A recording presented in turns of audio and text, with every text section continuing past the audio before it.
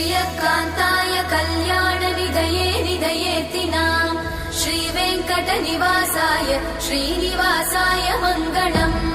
लक्ष्मी सविभ्रमालोक सुभ्रूविभ्रमचक्षुषे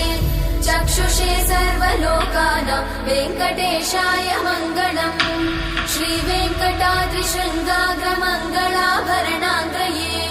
मङ्गलानां निवासाय श्रीनिवासाय मङ्गलम् सर्वावयव सौन्दर्य सम्पदा सर्वचेतसां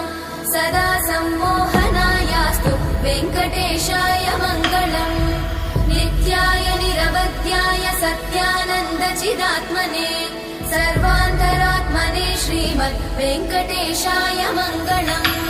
स्वतः सर्वविदे सर्वशक्तये सर्वशेषिने